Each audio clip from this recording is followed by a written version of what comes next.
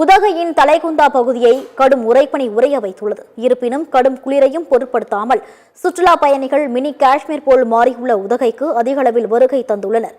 இதுகுறித்து சுற்றுலா பயணிகளுடன் செய்தியாளர் ஸ்காட் நடத்திய நேர்காணலை தற்போது பார்க்கலாம். நீலகிரி மாவட்டம் உதகையில் இரண்டாவது நாளாக பனியோட தாக்கம் அதிகரித்து காணப்படுகிறது. இந்த தலக்குந்தா பகுதியில் பார்த்தோம்னாக்க சுற்றுலா பயணிகள் அதிகமாக உதகைக்கு இந்த பனியை காணுவதற்காகவே இங்க வந்திருக்காங்க. நம்மளிடையே கரூரிலிருந்து வந்த சுற்றுலா பயணிகள் நம்மிடையே இருக்காங்க.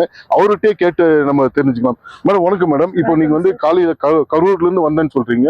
இந்த கரூர்ல இருந்து இந்த பனியை பார்க்கறதுக்காக வந்திருக்கீங்களா? இந்த பனி எப்படி இருக்கு மேடம்? ரொம்ப ரொம்ப ரொம்ப ரொம்ப சூப்பரா இருக்கு. நாங்க எக்ஸ்பெக்ட் பண்ணல இந்த அளவுக்கு இருக்கும்னு.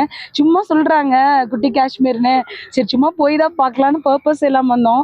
உண்மையாவே ஒர்த்தா இருக்கு. ஏர்லி மார்னிங் டிராவல் பண்ணி வந்ததுக்கு செம ஒர்த்து.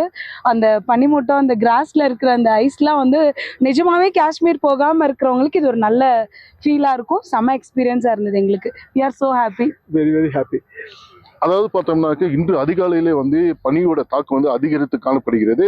மேலும் பார்த்தீங்கன்னாக்கா மலை காய்கறிகள் பயிரிடு செய்யப்பட்டுள்ளன. இந்த மலை காய்கறிகளில் அதாவது கேரட், பீன்ஸ், முட்டுகோஸ் போன்ற மலை காய்கறிகள் இந்த பனியோட தாக்கம் அதிகரித்து காணப்படுகிறது. இதனால் பார்த்தோம்னாக்க தேயிலை செடி மற்றும் காய்கறிகள் கருகக்கூடிய சூழ்நிலையும் ஏற்பட்டுள்ளது.